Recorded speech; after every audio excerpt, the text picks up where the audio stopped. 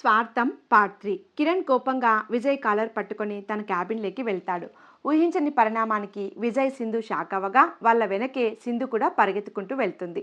తన గదిలోకి తీసుకువెళ్లి విజయ్ని అక్కడే కుర్చీలో పడేస్తాడు. వెనకాలే వస్తున్న సింధుకి అది చూసి కోపం వస్తుంది. కోపంగా కిరణ్ దగ్గరికి వెళ్ళి, నీకేమైనా పిచ్చి పెట్టిందా, ఏం చేస్తున్నావు నువ్వు అని అరుస్తుంది. నాకు కాదు, నిజాలు వీడి నోటి నుండి బయటకు వస్తే నీకెక్కుతుంది పిచ్చి అని అంటూ విజయ్ దగ్గరికి వెళ్తాడు. ఏంటి కిరణ్ ఇది, అసలు నీ ప్రాబ్లం ఏంటి, నాతో ఎందుకు ఇలా ప్రవర్తిస్తున్నావు, అసలు నువ్వు ఇండియాకి ఎప్పుడు వచ్చావు అని ఆవేశంగా అడుగుతాడు విజయ్ కోపంగా. మనసులో సిరి గురించి వీడికి తెలిసిపోయిందా అని అనుకొని భయపడుతూ ఉంటాడు. నేను నిన్ను ఒక్క ప్రశ్న అడుగుతాను, దానికి నువ్వు నిజం చెప్పాలి, లేకపోతే ఫ్రెండ్ అని కూడా చూడను అని కిరణ్ అనగానే, ఏంటి చెప్పు కిరణ్, మొన్న నేను నీకు ఫోన్ చేసి సిరి గురించి ఏమైనా తెలిసిందా అని అడిగినప్పుడు నువ్వు నాతో ఏం చెప్పావు, సిరి ముంబైలో ఉందని చెప్పావు కదా అని అడుగుతాడు. కిరణ్ విజయ్ అలా అడగగానే, విజయ్ ఏంటి వీడు ఇలా అడుగుతున్నాడు, ఒకవేళ ఇక్కడ తనని చూశాడా అనే అనుమానం వస్తుంది. విజయ్ ఎలాంటి సమాధానం చెప్పకపోవటంతో కిరణ్కి కోపం వచ్చి చెంప మీద గట్టిగా కొడతాడు. వెంటనే సింధు అందుకొని, ఏంటి నువ్వు చేస్తున్న పని, ఎందుకు విజయ్ని కొడుతున్నావు, పైగా సిరి ఇక్కడే ఉంటే తను నీతో ముంబైలో ఉందని చెప్పాడంటావేంటి, నీకేమైనా పిచ్చెక్కిందా, ఇలా సడన్గా వచ్చి నీ ఇష్టం వచ్చినట్టు బిహేవ్ చేస్తున్నావు అని తన భర్తను కొడుతుంటే తట్టుకోలేక కోపంగా అరుస్తుంది సింధు. కిరణ్ సింధుని పట్టించుకోకుండా విజయ్ని చూస్తూ, చెప్పు సిరి ఇప్పుడు ఎక్కడ ఉంది, సిరి ముంబై వెళ్ళడం ఏంటి, తను ఇక్కడే హైదరాబాద్లోనే ఉంది, నేను చెప్పింది విని నువ్వు ఎలా అర్థం చేసుకున్నావో ఏమో అని కంగారు పడుతూ సమాధానం ఇస్తాడు. అప్పుడు కిరణ్, నువ్వు చాలా తెలివైన వాడివిరా, నీకు కావాల్సింది ఎలాగైనా దక్కించుకుంటావు కదా. కిరణ్కి లేనిపోని అనుమానాలు వస్తున్నాయని గ్రహించి విజయ్ లేని ధైర్యాన్ని నటిస్తూ, చూడు కిరణ్, అసలు నీ ప్రాబ్లం ఏంటో నాకు అర్థం కావట్లేదు, సిరి గురించి నన్ను అడుగుతావెందుకు, సడన్గా ఇక్కడ కనిపించి ఇలా నా మీద దౌర్జన్యం చేయడం ఏం బాలేదు. కిరణ్, సరే పద్ధతిగానే అడుగుతాను, సిరి ఇక్కడ సరోగసి కోసం ఏర్పాటు చేసిన రూమ్లో ఏం చేస్తుంది. అది విన్న విజయ్కి ఈ విషయం అర్థమైపోయింది. కిరణ్ సిరిని చూశాడని, ఏ రకంగా కిరణ్కి అసలు నిజం చెప్పకుండా తప్పించుకోవాలా అని ఆలోచిస్తూ ఉంటాడు. ఇంతలో సింధు, ఎందుకంటే తను మాకు సరోగసి కోసం సహాయం చేస్తుంది కాబట్టి, పెళ్ళై 4 సంవత్సరాలైనా మాకు పిల్లలు లేకపోతే మేమే సిరిని అప్రోచ్ అయ్యాం, అందుకే తను మాకు సహాయం చేస్తుంది. కిరణ్, ఓహో, దానికోసం సిరిని దొరికిందా, ఇంకెవరు దొరకలేదా. సింధు, నీకు సిరి అంటే ఇష్టం కాబట్టి ఇబ్బందిగా అనిపిస్తుందేమో, కానీ మేము చాలామందిని అప్రోచ్ అయ్యాం, కానీ అవేవి సక్సెస్ అవ్వలేదు, అందుకే చివరిగా సిరి హెల్ప్ తీసుకున్నాం అని తనకి చెప్తుంది.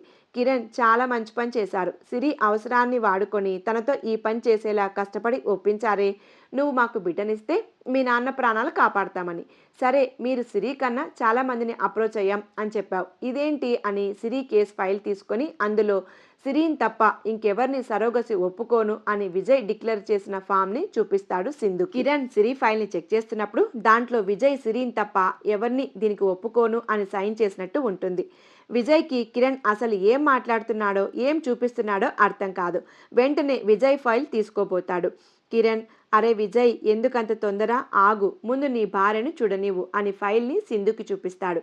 అందులో ఉన్నది చదివిన సింధుకి తను చూసి నిజమో కాదో అని మళ్ళీ మళ్ళీ అందులో ఉన్నది చదువుతుంది. అలానే ఫైల్ చూస్తూ నిలబడిపోయిన సింధుతో, ఇది చూశాక కూడా ఇంకా నీ భర్త చెప్పిన మాటలు నువ్వు గుడ్డిగా నమ్మితే నీకన్నా మూర్ఖురాలు ఈ ప్రపంచంలో ఎవరు ఉండరు అని చెప్పి సింధు చేతిలో ఉన్న ఫైల్ తీసుకుంటాడు కిరణ్. కిరణ్ మాటలు ఆ ఫైల్లో ఉన్నది చూసి సింధుకి కోపం వస్తుంది. తలదించుకొని నిలబడ్డ విజయ్ దగ్గరికి కోపంగా వెళ్ళి తన కాలర్ పట్టుకొని, ఏంటి విజయ్, ఎందుకు ఇలా చేశావు, ఎందుకు నాతో అబద్ధం చెప్పావు, సిరి కన్నా ముందు 2-3 కలిసి ట్రై చేస్తే ఫెయిల్ అయిందని చెప్పావు, సిరి అయితే సరిగ్గా ఉందని, తనైతే ఈసారి సక్సెస్ అవుతుందని నాతో ఎందుకు అబద్ధం చెప్పావు అని విజయ్తో కోపంగా ఎలాంటి సమాధానం ఇవ్వకుండా నేల చూపిస్తున్న విజయ్ ప్రవర్తనకి కిరణ్కి కూడా కోపం వస్తుంది. రేయ్, ముందు నువ్వు సింధు అడిగిన దానికి సమాధానం చెప్పకపోతే ఇక్కడే నిన్ను చంపేస్తాను అని విజయ్ చేతిని మెలితిప్పి అడుగుతాడు. కిరణ్ చేసిన పనికి గట్టిగా అరుస్తూ, చెప్తాను, నన్ను వదులు ప్లీజ్, నొప్పిగా ఉంది. దాంతో కిరణ్ విజయ్ చేతిని వదులుతాడు. సింధు, నేను చెప్పేది విని నన్ను తప్పుగా అర్థం చేసుకోకు, నేను ఇదంతా సిరి కోసమే చేశాను, సిరిని పెళ్లి చేసుకోవడం కోసం చేశాను. విజయ్ చెప్పింది విని సింధుకి కిరణ్కి చాలా కోపం వస్తుంది. ఏంటి, ఏం మాట్లాడుతున్నావు, సిరిని పెళ్లి చేసుకోవడం కోసం చేశావా, అంటే నన్ను వదిలేసి సిరిని పెళ్లి చేసుకోవాలని అనుకున్నావా, ఎందుకు అని ఏడుస్తూ అడుగుతుంది. లేదు సింధు, నిన్ను వదులుకోవాలనుకోలేదు. సరే, ఇందాక వచ్చాక ఇంకా దాచడం ఎందుకు, జరిగింది చెప్తాను. మనకి పిల్లలు లేకపోవడానికి కారణం నువ్వు అని అమ్మకి తెలిసిపోయింది. ఈ విషయం ఎవరికి తెలియకుండా జాగ్రత్త పడదాం అనుకున్నా కానీ అమ్మకి విషయం తెలిసింది. అందుకే నాకు వేరే పెళ్లి చేయాలని అనుకుంది. మొదటి మొదట్లో నేను అమ్మని వద్దని వారించాను. నేను వేరే పెళ్లి చేసుకోనని, నీకు అన్యాయం చేయనని అమ్మతో చాలాసార్లు గొడవపడ్డాను. కానీ అమ్మ వినలేదు. పెళ్లి కాకుండా వేరే మార్గాలు ఉన్నాయని చాలా చెప్పి చూశాను. కానీ అమ్మ ఎన్ని చెప్పినా, ఎలా చెప్పినా వినలేదు. ఇంకా నేను ఒక్కసారి డాక్టర్ని కలిసి ఆలోచించుకొని ఒక నిర్ణయం తీసుకొని చెప్తానని అమ్మతో చెప్పే వరకు అమ్మ ఊరుకోలేదు. అందుకే నిన్ను తీసుకొని హాస్పిటల్కి వచ్చాను. పని మీద ఈ హాస్పిటల్కి వస్తే ఆ రోజు సిరి హాస్పిటల్లో కనిపించింది. చూడగానే చాలా సంతోషంగా వెళ్ళి మాట్లాడాలనుకున్నాను. ఆలోపే తను వెళ్ళిపోయింది. అప్పుడే నాకు ఒక ఆలోచన వచ్చింది. సిరికి నేనంటే ఇష్టం కదా, తనని పెళ్లి చేసుకుంటే ఫ్యూచర్లో ముగ్గురికి ఎలాంటి ప్రాబ్లము ఉండదు, అమ్మకు కూడా ఇబ్బంది ఉండదు అనిపించింది. సిరికి కూడా నేనంటే ఇష్టం కాబట్టి ఒప్పుకుంటుందని ఈ అవకాశాన్ని వాడుకోవాలనుకున్నాను. దీని ద్వారా సిరిని ఒప్పించి తన ద్వారా బిడ్డను కంటే నువ్వు కూడా సంతోషంగా ఉంటావని, ఆ తర్వాత సిరి జీవితం అన్యాయం అవ్వకుండా ఉండటానికి తనని పెళ్లి చేసుకుంటానని నీతో చెప్తే నువ్వు ఒప్పుకుంటావని నాకు అనిపించింది. ఈ విషయం అమ్మతో కూడా చెప్పాను. అమ్మ కూడా దీనికి ఒప్పుకుంది. అప్పటి నుండి నేను సిరిని, నిన్ను ఈ పని కోసం చాలా ఒప్పించాలని ఆలోచించాను. పైగా అమ్మకి తెలిసిన డాక్టర్ శ్యామల గారు ఇదే హాస్పిటల్లో పనిచేస్తున్నారు. దాంతో నా పని సులభం అవుతుంది అనిపించింది. సిరిని ఎలా ఒప్పించాలో నాకు అర్థం కాలేదు. అప్పుడే అనుకోకుండా సిరి నాన్నగారికి యాక్సిడెంట్ అయ్యిందని తెలిసింది. తనకి 50 లక్షల డబ్బు అవసరమని తెలిసింది. తనకి ఆఫీస్ ద్వారా మొత్తం డబ్బు రాకుండా చేశాను. ఈ పనికి ఒప్పుకునేలా చేశాను. కిరణ్కి సిరి అంటే చాలా ఇష్టం. ఈ పని తెలిస్తే ఒప్పుకోడని తనకి సిరి గురించి అబద్ధం చెప్పాను. విజయ్ చెప్పేదంతా వింటున్న కిరణ్కి కోపం వచ్చి విజయ్ కాలర్ పట్టుకొని, నా జీవితంలో నీ అంత స్వార్థపరుని ఎక్కడా చూడలేరురా. మీ అమ్మకి అసలు బుద్ధుందా? పిల్లలు కలగకపోతే వేరే పెళ్లి చేయాలని చూస్తుందా? నువ్వు ఇంకో పెళ్లి చేసుకుంటే సింధు జీవితం ఏమైపోతుంది? నిన్నే ప్రేమించింది కదా, చివరికి తన జీవితాన్ని అన్యాయం చేయాలని చూస్తున్నారు. మీ అమ్మ కూడా ఒక ఆడదే కదా, ఒక ఆడదాని బాధ అర్థం చేసుకోలేకపోయిందా? ఇంత నీచంగా ఎలా ఆలోచించగలిగింది? ఇంకా నువ్వు మీ అమ్మకు బుద్ధి మార్చాల్సింది పోయి ఆవిడ అడిగినట్టు ఎవరినో ఒకరిని పెళ్లి చేసుకోవాలని ఫిక్స్ అయిపోయావు. దానికి సిరిని బలి చేద్దాం అనుకున్నావు. చిన్నప్పటి నుండి తనకు నువ్వంటే ఎంత ఇష్టమో అందరికీ తెలుసు. చివరికి నేను ప్రపోజ్ చేస్తే నిన్ను ప్రేమిస్తున్నానని నాతో చెప్పి నా ప్రేమను రిజెక్ట్ చేసింది. అప్పటికే నువ్వు సింధుని ఇష్టపడుతున్నావని నాకు తెలియదు. లేకపోతే నేను సిరిని వదిలి వెళ్ళేవాడిని కాదు. కానీ నువ్వు ఇలా తన ప్రేమని, అవసరాన్ని నీ స్వార్థం కోసం వాడుకోవాలని చూసావు. నువ్వు అసలు మనిషివేనా? నీకు 2 పెళ్లిళ్ళు అవసరమా? బుద్ధిగా మీ అమ్మని ఒప్పించి సరోగేట్ ద్వారా బిడ్డను కనడమో లేక దత్తత తీసుకోవడమో చెయ్యకుండా ఇద్దరి ఆడవాళ్ళ జీవితంతో ఆడుకున్నావు. నిజం చెప్పకుండా వేరే పెళ్లి చేసుకోవాలనుకుని సింధు నమ్మకంతో ఆడుకున్నావు. నీలాంటి వారిని స్నేహితులుగా చెప్పుకోవడానికి కూడా నాకు సిగ్గుగా ఉంది అని విజయ్ని తిట్టి సింధు వైపు తిరిగి, తల్లి అవ్వాలని కోరికతో ఒక ఆడపిల్ల జీవితంతో ఆడుకుంటున్నా అని ఆలోచించలేకపోయావా? వాడు ఏది చెప్తే అది నమ్మేస్తావా? నీ తెలివి ఏమైంది? వాళ్ళ ఇద్దరిని తిట్టి సిరి కేస్ ఫైల్ తన ఫోన్ తీసుకొని ఎవరికో ఫోన్ చేస్తూ బయటికి వెళ్ళిపోయాడు కిరణ్. సింధు విజయ్ చెప్పిన దానికి ఏడుస్తూ ఉండిపోతుంది. విజయ్ సింధు దగ్గరికి వెళ్ళి తన చేతిని పట్టుకుంటాడు. సింధు కోపంతో విజయ్ చేతుల్ని విసిరికొట్టి, నన్ను ముట్టుకోకు అని గట్టిగా అరుస్తుంది.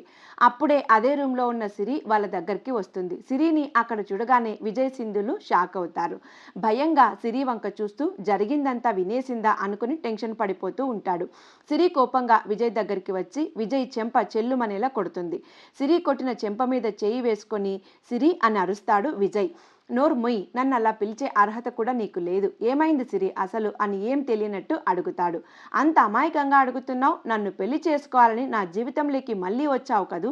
నా అవసరాన్ని నీ స్వార్థం కోసం వాడుకున్నావు.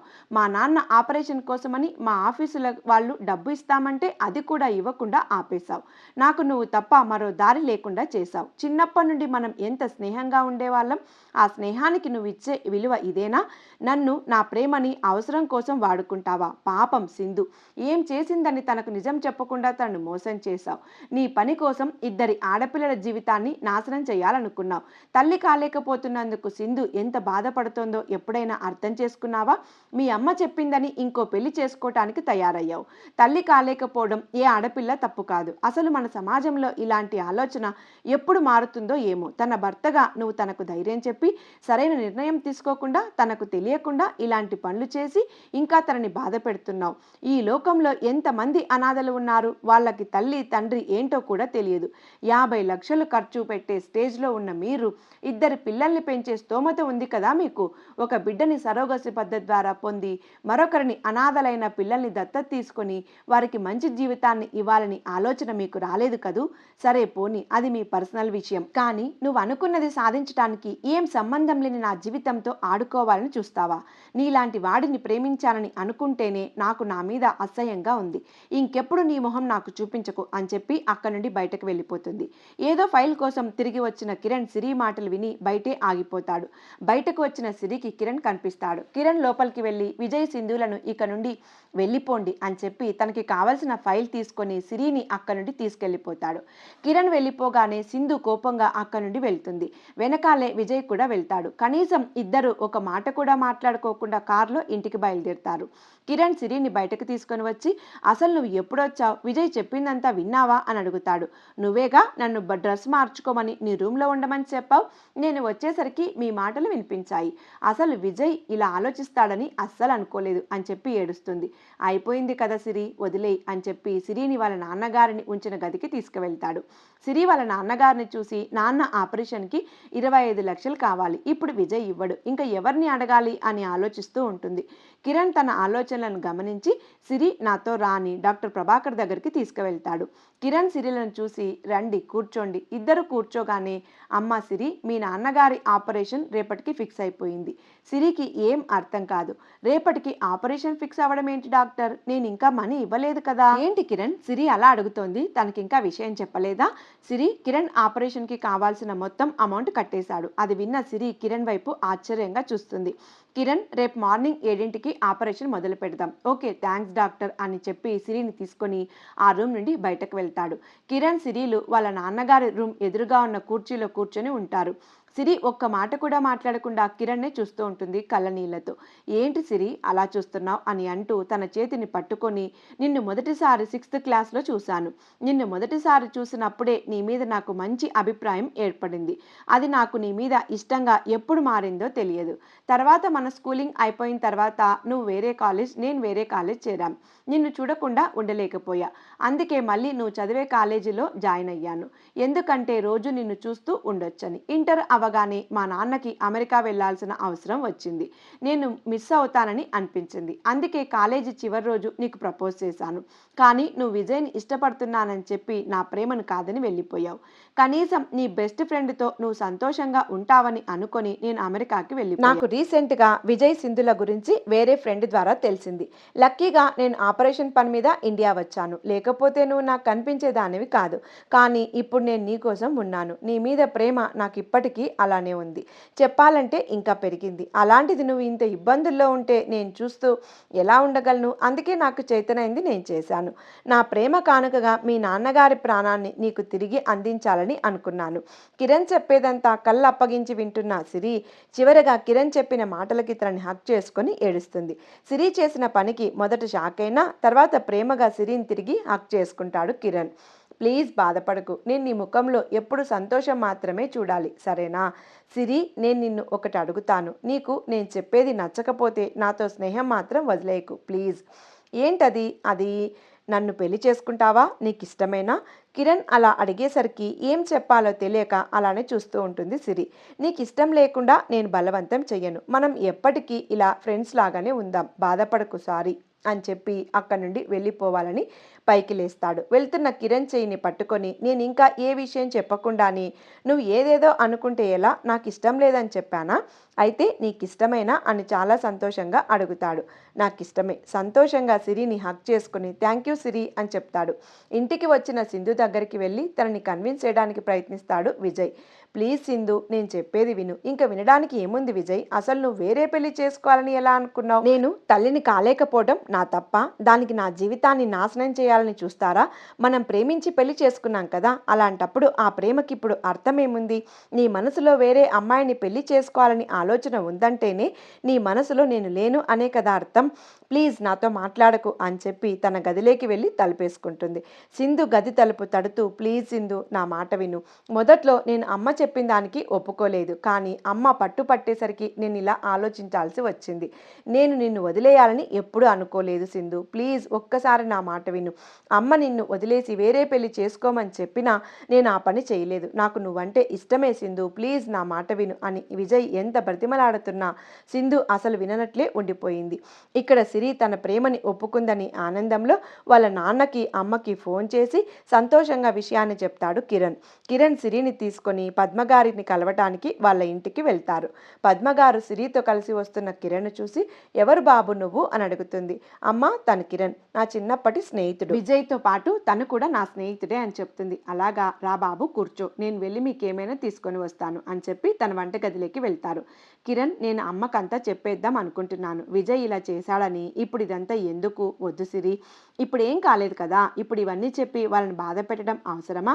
మీ నాన్నగారి ఆపరేషన్ కూడా జరుగుతుంది. ఆంటీ చాలా సంతోషంగా ఉన్నట్టున్నారు. ప్లీజ్ ఈ విషయం ఇక్కడితో మర్చిపో. ఈ విషయాలు ఎప్పటికీ వాళ్ళకు చెప్పకు. కొంచెం సేపు ఆలోచించి, నిజమే, ఇవన్నీ చెప్తే మళ్ళీ వాళ్ళు బాధపడతారు. ఓకే, చెప్పను.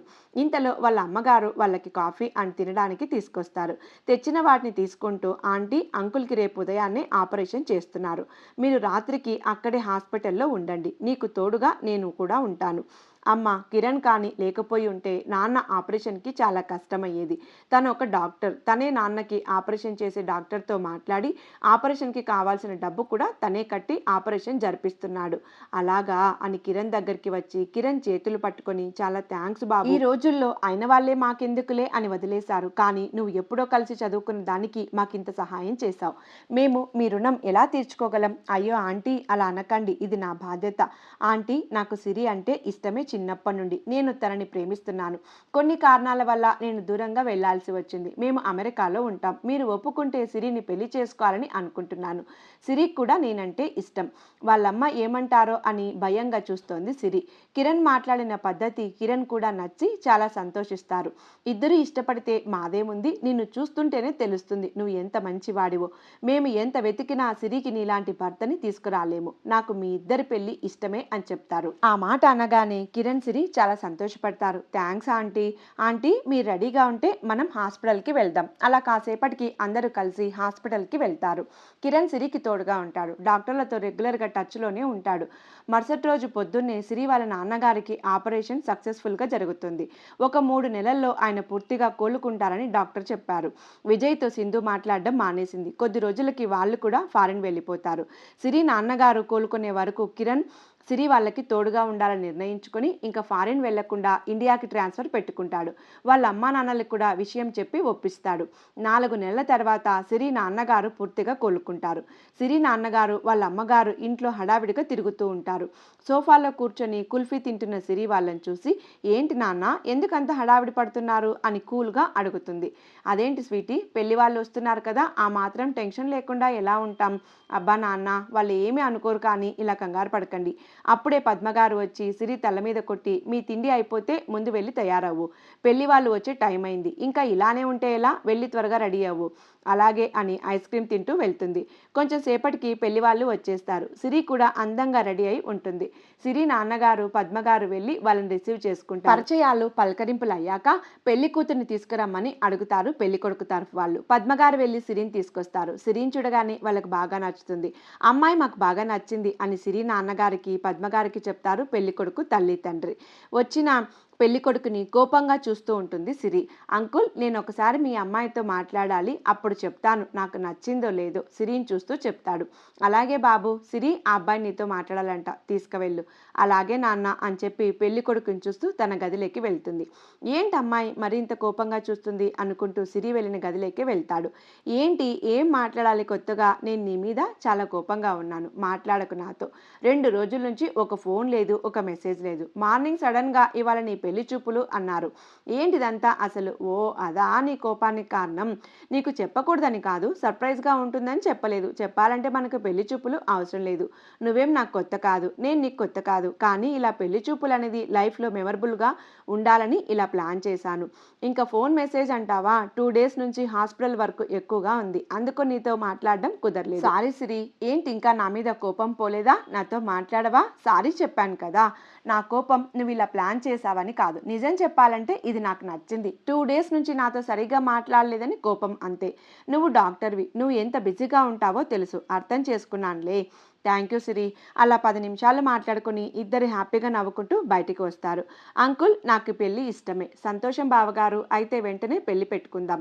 ఈ 3 నెలల్లో పద్మగారికి సిరి నాన్నగారికి కిరణ్ చాలా దగ్గరైపోతాడు. కూతుర్ని ప్రేమిస్తున్నాడని తెలుసుకొని కిరణ్ తల్లిదండ్రులతో మాట్లాడతాడు. అలాగే అక్కడే పంతులు గారు ఉండటంతో మాట్లాడి 2 నెలల్లో పెళ్లి పెట్టుకుందామని నిర్ణయించుకుంటారు. పెళ్లి పనులు సాగుతున్నాయి. కిరణ్ వాళ్ళ నాన్నగారి బిజినెస్ అమెరికాలో ఉండటం వల్ల ఆయన మధ్య మధ్యలో వస్తూ పోతూ ఉన్నారు. అంగరంగ వైభవంగా కిరణ్ సిరిల పెళ్లి జరుగుతుంది. పెళ్లికి చాలా మందిని పిలుస్తారు. చాలా చిన్ననాటి స్నేహితులు కూడా, విజయ్ సింధు తప్ప. పెళ్లి అవగానే కిరణ్కి ముఖ్యమైన పనులు, ఆపరేషన్లు, సర్జరీలు ఇలా ఉండటం వల్ల అలా హనీమూన్కి కొన్ని రోజులు పోస్ట్పోన్ చేసుకుంటారు. ఒక 6 నెలల తర్వాత కిరణ్ సిరిని ప్యారిస్, స్విట్జర్లాండ్, అమెరికా, లండన్ ఇలా అన్ని దేశాలు తిప్పుతాడు. చివరగా లండన్ చేరుకుంటారు. అలా వాళ్ళు ఎంజాయ్ చేస్తూ ఉంటారు. సరదాగా లండన్ చూడ్డానికి వెళ్తారు. లండన్ బ్రిడ్జి దగ్గరికి వెళ్ళి సిరికి అంతా చూపిస్తూ ఉంటాడు కిరణ్. సంతోషంగా అంతా చూస్తున్న సిరికి ఒక దగ్గర విజయ్ సింధు కనిపిస్తారు. కిరణ్ని పిలిచి విజయ్ వాళ్ళని చూపిస్తుంది. సింధు వడిలో చిన్న నెలల బాబు, విజయ్ దగ్గర 2 ఏళ్ల పాపని ఆడిస్తూ ఉంటాడు. స్వీటీ, వాళ్ళు సింధు విజయ్ కదా అని వాళ్ళని చూస్తూనే అడుగుతాడు. అవును, సరే పద వెళ్దాం వాళ్ళ దగ్గరికి. సిరి వద్దు అని అంటుంది. పర్లేదు, ఏం కాదు, పద పలకరిద్దాం అని సిరిని తీసుకొని వాళ్ళ దగ్గరికి వెళ్తాడు కిరణ్. పిల్లల్ని ఆడిస్తున్న విజయ్, సింధులు సిరి వాళ్ళని చూసి ఆశ్చర్యపోతారు. వెంటనే విజయ్ తేరుకొని, సిరి, కిరణ్ మీరేంటి ఇక్కడ? మేం పెళ్లి చేసుకున్నాం, హనీమూన్కి వచ్చాం. అది విని సింధు, విజయ్ సంతోషపడతారు. విజయ్ సిరిని పలకరించడానికి ట్రై చేసినా సిరి అసలు విజయ్ వైపు కూడా చూడలేదు. విజయ్కి సిరి ప్రవర్తన బాధగా అనిపించినా అది తాను చేసుకున్న పని వల్లే కదా అని కామైపోతాడు. విజయ్ సిరి సింధు దగ్గరికి వెళ్ళి సింధుని పలకరించి చేతిలో ఉన్న బాబుని ఆశ్చర్యంగా చూస్తుంది. సిరి ముఖంలో భావాలను అర్థం చేసుకున్న సింధు, సిరి, మేం నీకు చాలా అన్యాయం చేయాలని చూసాం. కానీ ఆ రోజు మనకి జరిగిన గొడవ తర్వాత మేము ఇండియా వదిలి వచ్చేసాం.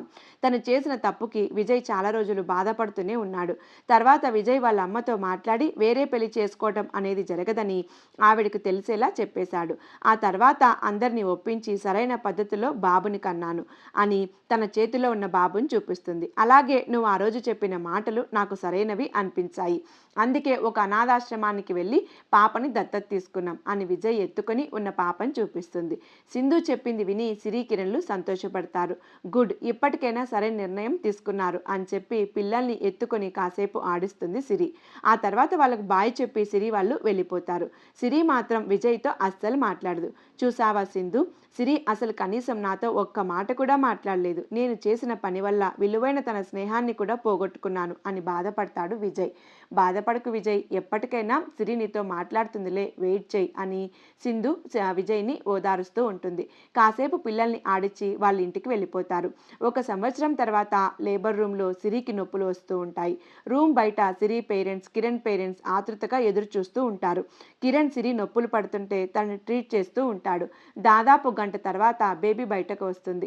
ఆ బేబీని మొదటిసారిగా తన చేతుల్లోకి తీసుకొని ఆనందపడతాడు కిరణ్. బేబీని నీట్గా క్లీన్ చేసి ఒక మెత్తటి క్లాత్లో చుట్టి తన పాపను తీసుకుని సిరి దగ్గరికి వస్తాడు కిరణ్. సిరి, ఇదిగో మన పాప అని అంటూ చాలా సంతోషంగా పాపను చూపిస్తాడు. సిరి పాపను చూసి చాలా సంతోషిస్తుంది. పాప అచ్చం నీలాగే ఉంది కిరణ్.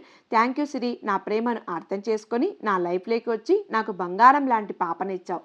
లేదు కిరణ్, నేనే నీకు థ్యాంక్స్ చెప్పాలి. నువ్వు కానీ నా లైఫ్లో రాకుండా ఉంటే నేను ఇంత హ్యాపీగా ఉండేదాన్ని కాదు. Thank you so much Kiran అని చెప్పి పాపను తీసుకొని ముద్దు పెట్టుకుంటుంది.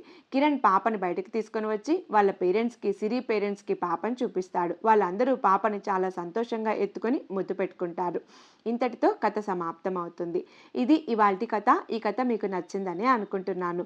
ఈ కథ నచ్చితే లైక్ చేయడం, ఛానల్ సబ్స్క్రైబ్ చేయడం మర్చిపోవద్దు. కథను లాస్ట్ వరకు విన్నందుకు ధన్యవాదాలు. వచ్చే కథతో మళ్ళీ కలుద్దాం.